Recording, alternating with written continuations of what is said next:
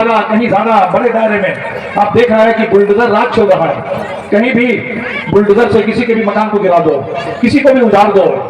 अभी दिल्ली में हमने देखा कि जो सिलकिया सुरंग में बिहार के, झारखंड के मजदूर फंसे हुए थे और मजदूरों को जिन लोगों ने, मजदूरों ने ही बचाया, मजदूरों की जान मजदूरों ने ही बचाई। हमारे जिनको हम रैप माइनर्स कहते हैं, वो जाकर के जहां मशीनें फेल कर गई वहां जाकर के मजदूरों ने अपने हाथ से उस पूरे खुदाई करते हुए अपने भाइयों को बचाया।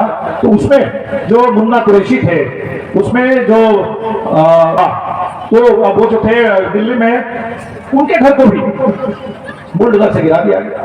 तो बुलडोजर चल रहा है देश में। कहीं कोई इंसाफ की बात करे, देश के किसान दिल्ली में आकर के अपने फसल की सही कीमत की मांग कर रहे थे तो उनके लिए सड़क पे बैरिकेड लगा दिया गया, सड़क पर कील ठोक दी गई ताकि किसान नहीं आ सके दिल्ली में। हमारे देश की महिला पहलवान जो देश का सर ऊंचा करने का काम करती हैं, विदेशों में जाकर के, ओलंपिक में जाकर के मेडल जीत करके लाती हैं, और इस देश में भारतीय जनता पार्टी के सांसद के द्वारा उनके ऊपर शोषण होता है और इस शोषण के खिलाफ इंसाफ की आवाज उठाती है तो महिला पहलवानों को भी, उनको भी पूरा कुचल दिया जाता है। इसी समय हमने देखा कि ये रमजान का महीना चल रहा है, दिल्ली की सड़क पर थोड़ी देर के लिए कोई नमाज अदा कर रहे हैं तो नमाज अदा करते हुए उस स्थिति में, साजदे की स्थिति में हमारे देश के सह नागरिक उनके ऊपर पुलिस बर्बर ढंग से लात मारने का काम करती है। तो क्या मुल्क बना दिया इन लोगों ने। पूरे चारों तरफ लगता है कि पुलिस राज आ गया, चारों तरफ गुंडागर्दी, चारों तरफ हिंसा, चारों तरफ इस समय पूरे देश में नफरत, पूरे देश को बर्बाद कर रहे हैं। और तो सबसे बड़ी बात, बहुत चिल्ला करके बोलते हैं नरेंद्र मोदी कि भ्रष्टाचार मिटा देंगे, और हम देख रहे हैं कि तमाम पार्टियों में जितने नेताओं के ऊपर भ्रष्टाचार के आरोप लगे थे उन तमाम भ्रष्ट नेताओं को अपनी पार्टी में इकट्ठा कर रहे हैं। अभी आया कि पिछले 10 साल में 400 से ज्यादा विधायकों को इन्होंने खरीदा, दूसरी पार्टी के विधायकों को तोड़ करके, खरीद करके उन्होंने भारतीय जनता पार्टी में शामिल कर लिया, सरकारों को गिरा दिया। तो विधायकों की खरीद फरोख्त, इससे बड़ा भ्रष्टाचार क्या होगा। हमने देखा कि 25 ऐसे नेता जिनके ऊपर भ्रष्टाचार के आरोप लगे थे, जिनके बारे में भाजपा कई लोग कहते थे ये भ्रष्टाचार के प्रतिमान है, किसी के ऊपर आरोप लगाते थे कि 70,000 करोड़ का घोटाला किया है। सारे नेता 25 नेताओं को भाजपा में शामिल किया गया और उनमें से 23 नेताओं के खिलाफ जो भी जांच चल रही थी वो रोक दिया गया, बंद कर दिया गया। आप देखेंगे असम में मुख्यमंत्री बने हुए हैं हेमंत बिश्व शर्मा, बंगाल में विपक्ष के नेता बने हुए हैं शुभेंदु अधिकारी। आप देख लेंगे कि वही महाराष्ट्र में अजित पवार, प्रफुल्ल पटेल, ये सारे एनसीपी के नेता होते थे। एनसीपी के बारे में मोदी जी कहते थे कि नेचुरली करप्ट पार्टी है। उन तमाम पार्टी के नेताओं को उन्होंने जवाब दिया और इसीलिए हमने देखा कि रवीश कुमार ने भाजपा का सही नाम दिया। उन्होंने कहा कि बीजेपी मतलब भ्रष्टाचारी जुटाओ पार्टी, सारे देश के भ्रष्टाचारियों को जमा करके, जुटा करके अपनी पार्टी में लाने वाला ये है भारतीय जनता पार्टी। और बात करते हैं भ्रष्टाचार की। इस समय सुप्रीम कोर्ट ने कह दिया कि जो चुनावी बॉन्ड था, ये चुनावी बॉन्ड संविधान विरोधी था, संविधान के खिलाफ। ऐसा कानून बना दिया गया था कि इसके किसी को पता नहीं चलेगा। फर्जी कंपनी, नकली कंपनी, जिस कंपनी को कोई मुनाफा नहीं होता, घाटे में चलने वाली कंपनी, तमाम कंपनियों ने 100 करोड़ रुपए दे दिया है। कोई इस देश में दवाई बनाने वाली कंपनी, वैक्सीन बनाने वाली कंपनी, सब भारतीय जनता पार्टी को करोड़ों करोड़ का चंदा दे दिया है। शराब बनाने वाली कंपनी, इस देश में ये टेलीकॉम का बड़ा घोटाला हो गया है। टेलीकॉम में भारतीय एयरटेल, इन्होंने पैसा दे दिया और उनके पक्ष में सरकार ने नीति बनाई। जबरदस्त इन लोगों ने भ्रष्टाचार किया। तो साथियों, इस समय देश बिल्कुल परेशान है। सबसे ज्यादा भ्रष्टाचार, सबसे ज्यादा अत्याचार, सबसे ज्यादा दमन, सबसे ज्यादा इस समय किसानों पर हमला और हमारे नौजवानों पर हमला। रोजगार खत्म। जब पूरे देश में निजीकरण होगा, सरकारी कोई उद्योग नहीं रहेगा, रेलवे का भी निजीकरण हो जाएगा, तो आप आसानी से समझ सकते हैं कि देश में कोई पक्की नौकरी नहीं रहेगी। और जहां पब्लिक सेक्टर नहीं होगा, सरकारी नौकरी नहीं होगी, वहां कोई आरक्षण भी नहीं होगा, तो आरक्षण का अधिकार भी किसी को नहीं मिलेगा। इसलिए आज वो तमाम सवाल, जिन सवालों को लेकर के अपनी जवानी में लालधन महतो यहाँ काम कर रहे थे, शिक्षा का प्रसार, इसके लिए लड़ रहे थे, आज उस शिक्षा के लिए और रोजगार के लिए, सम्मान के लिए, अधिकार के लिए देश में लड़ाई है।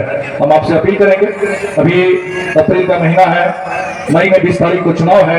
चुनाव तो जरूर आपके सामने एक मौका है कि सरकार को, इस बार के लोग कह रहे हैं कि ये जो चुनाव है आर पार की लड़ाई है।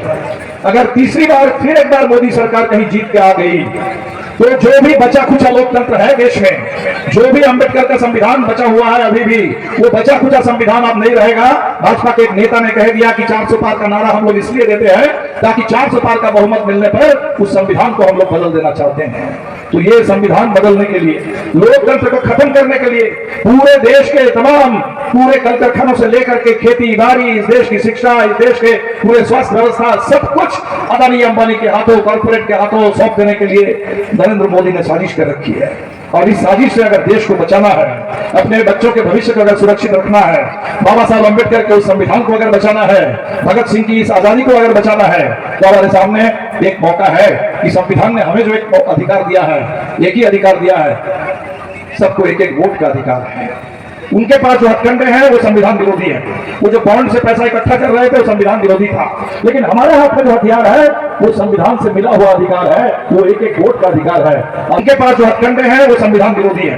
वो जो बॉन्ड से पैसा इकट्ठा कर रहे थे वो संविधान विरोधी था, लेकिन हमारे हाथ में जो हथियार है वो संविधान से मिला हुआ अधिकार है, वो एक एक वोट का अधिकार है। और एक एक वोट के उस अधिकार का इस्तेमाल करके इस चुनाव में सरकार को हमें निश्चित तौर पर सत्ता से बेदखल करना है। आपसे अपील करेंगे, अप्रैल का महीना, बहुत गर्मी शुरू हो गई है, फिर भी हमें सरकार जब जंग लड़ रही है, सरकार तो चुनाव नहीं लड़ रही है, बिल्कुल जंग है उनके लिए, बिल्कुल जंग, लोकतंत्र के खिलाफ, संविधान के खिलाफ, जनता के खिलाफ, किसी भी तरह साम दाम दंड भेद, किसी तरह सत्ता को कब्जा करने के लिए जंग लड़ रही है। तो सरकार अगर जंग लड़ रही है तो हमें भी जंग ही लड़ना पड़ता है।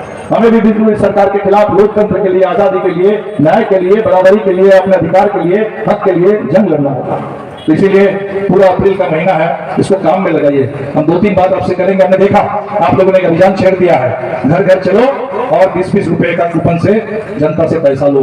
अभी दिल्ली में पत्रकार हमसे पूछ रहे थे कि कैसे लड़िएगा चुनाव, इतना खर्च है, इलेक्टोरल बॉन्ड है, हजारों करोड़ का चंदा भारतीय जनता पार्टी को मिला हुआ है, 8,000 से ज्यादा करोड़ अकेले भाजपा को मिला है, वो 8,000 करोड़ का मुकाबला कैसे करेंगे। हमने कहा कि वो भ्रष्टाचार का जो पैसा है, कॉर्पोरेट के घूस का, रंगदारी का, रिश्वतखोरी का, वसूली का जो पैसा है, कॉर्पोरेट के बॉन्ड का मुकाबला जनता का कूपन करेगा। जनता के पास घर घर जाकर के जो कूपन 20 रुपए का, जनता के प्यार का, खून पसीने का, गाड़ी कमाई का पैसा, भरोसे का पैसा, कोई घूस का पैसा नहीं है, कोई भ्रष्टाचार का पैसा नहीं है, कोई काली कमाई का पैसा नहीं है। ये पैसा है अपने संघर्षों का, अपनी आवाज को बुलंद करने के लिए। तो ये जो घर घर आप लोग जा रहे हैं, इस पर पूरे देश में चर्चा शुरू हो गई है, अखबारों में, टीवी में इस पर बातें शुरू हो गई है, यूट्यूब पे बात शुरू हो गई है कि बिहार में और झारखंड में माले को सिर्फ 4 सीट मिली है लड़ने के लिए, लेकिन 4 सीट पर माले ने ऐसा अभियान शुरू कर दिया है कि पूरे देश को वो रास्ता दिखा रहा है कि बॉन्ड का मुकाबला करना है तो कूपन से करो, कॉर्पोरेट का मुकाबला करना है तो जनता की ताकत को बटोर करके, जनता की ताकत के बल पर कॉर्पोरेट का और राज्य का मुकाबला करना। इस काम को जारी रखिए,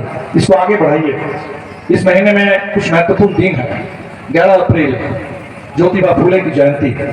फूले जो लालधन महतो जी काम कर रहे थे, शिक्षा के लिए काम कर रहे थे, वही काम फूले आज से बहुत दिन पहले 19वीं सदी में, अंग्रेजों के जमाने में, वो 1857 और 80-90 वो वाला जो दौर था, उस दौर में फूले ये काम कर रहे थे। 1857, 60, 70 उस दौर में शिक्षा के लिए ज्योतिबा फूले और उनकी पत्नी सावित्रीबाई फूले दोनों मिलकर के दलितों के बीच में, महिलाओं के बीच में, तमाम जो जिनको सताया जाता है, समाज में दबाया जाता है, दबे कुचलों के बीच में शिक्षा के लिए काम कर रहे थे। तो 11 तारीख को फूले को आप जरूर याद करें, हर गांव में पूरे सम्मान के साथ उनको याद करें।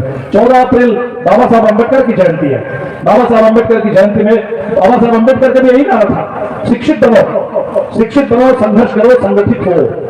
तो ये शिक्षा के अधिकार के लिए जो इस समय पूरे देश में नई शिक्षा नीति है, शिक्षा को महंगी बनाने के लिए, निजीकरण कर देने के लिए, गरीब के बच्चों को पूरे उच्च शिक्षा से बाहर कर देने के लिए, इसके खिलाफ हमारे छात्र साथी भी लड़ रहे हैं। अभी आपको पता होगा जवाहरलाल नेहरू विश्वविद्यालय, जिस विश्वविद्यालय को बदनाम करने की, बर्बाद करने की पूरी कोशिश चल रही है भारतीय जनता पार्टी की ओर से, 4 साल बाद, कोरोना के 4 साल के बाद फिर एक बार छात्र संघ का चुनाव हुआ। और छात्र संघ का जब चुनाव हुआ, वह हमारे लाल झंडे के साथियों ने जीत दर्ज की। और हमारे गया के ही, हमारे बिहार के गया के साथी हैं, दलित पूरे शोधार्थी हैं, कॉमरेड धनंजय अध्यक्ष चुने गए। चंदू के जेएनयू में इस बार कॉमरेड धनंजय अध्यक्ष चुने गए और पूरे लाल झंडे के साथियों की जीत हुई। तो ये जो जीत हुई है, ये अम्बेडकर भगत सिंह के रास्ते पर देश को आगे बढ़ाने के लिए। तो 14 तारीख पूरे गांव गांव में आप बाबा साहब अम्बेडकर को याद करें और उनके रास्ते पर देश को आगे बढ़ाने का संकल्प सकते हैं। 22 अप्रैल हमारी पार्टी का अपना स्थापना दिवस है। 1969 में पार्टी बनी थी कॉमरेड चारू मजुमदार के नेतृत्व में नक्सलबारी के सुधार के बाद, और उसके बाद से लगातार तमाम साथियों ने, कॉमरेड महेंद्र सिंह ने शहादत दी, कॉमरेड अनिल बरुआ ने शहादत दी, कॉमरेड नागभूषण पटनायक ने अपनी पूरी जिंदगी दे दी, कॉमरेड विनोद मिश्रा, कॉमरेड जवाहर से लेकर के हमारे तमाम साथियों ने पूरी जिंदगी लगा दी इसके लिए कि देश के कम्युनिस्ट आंदोलन को, न्याय के आंदोलन को, गरीबों के हाथ में अधिकार मिले, गरीबों का राज आए देश के अंदर, इसके लिए इन लोगों ने पूरी जिंदगी दे दी। वो 22 अप्रैल को पार्टी स्थापना दिवस भी है, लेनिन की भी जयंती है, और उस मौके पर निश्चित तौर पर हम लोग हर जगह लाल झंडा फहराएंगे और पार्टी को याद करेंगे। लेकिन इसी के साथ साथ ये जो अप्रैल का महीना है, सामने ईद है, फिर रामनवमी है, और आजकल हम देख रहे हैं कि इस देश में ये जो पर्व का त्योहार का समय आता है, हम तो समझते थे कि ये खुशी के लिए है, अमन के लिए है, भाईचारे के लिए है, लेकिन आजकल ऐसी कुछ ताकतें आ गई है, कुछ ऐसे विचार आ गए हैं देश में, वो कोशिश करते हैं कि इसी समय में नफरत फैलाओ, इसी समय में उन्माद पैदा करो इस देश के अंदर। तो हमें सतर्क रहना है। ईद है भाईचारे का, अमन का, वो शांति से गुजरे। रामनवमी है, वो शांति से गुजरे। पिछले साल रामनवमी के मौके पर हमने देखा बिहार के अंदर सासाराम में, बिहार शरीफ में उन्माद पैदा करने की कोशिश की गई, हिंसा फैलाने की कोशिश की गई, मदरसा जला दिया गया, लाइब्रेरी जला दिया गया, पूरे देश में कई हिस्सों में ऐसा काम हुआ। तो हम सबको, हम अमन के सिपाही हैं, हम भाईचारे के सिपाही हैं, हम इंसानियत के सिपाही हैं, और हम तमाम साथियों को पूरे गिरिडीह जिले के अंदर एकदम सतर्क रहना होगा, तैनात रहना होगा कि ये अमन का, शांति का, भाईचारे का जो त्योहार है वो शांति से गुजरे, और यहाँ किसी को हिंसा फैलाने का, यहाँ उन्माद फैलाने का, नफरत फैलाने का मौका नहीं मिले। ये काम आपको अप्रैल महीने में घर घर जाने का भी काम है, और पूरे तमाम अपने इतिहास के नायकों को याद करने का भी काम है, और साथ ही साथ पर्व त्योहार के मौके पर अमन चैन बरकरार रखने का भी जिम्मेदारी हमारे ऊपर है। और फिर 20 मई के चुनाव के लिए हमारे साथियों ने बात की। इस बार इंडिया गठबंधन है, पिछले चुनाव में इतना बड़ा गठबंधन नहीं था, और पहली बार 2000 हम लोग इससे पहले अकेले लड़ते रहे हैं, अकेले लड़कर के भी 2009 में, 2014 में हम लोग दूसरे स्थान पर पहुंचे हुए थे।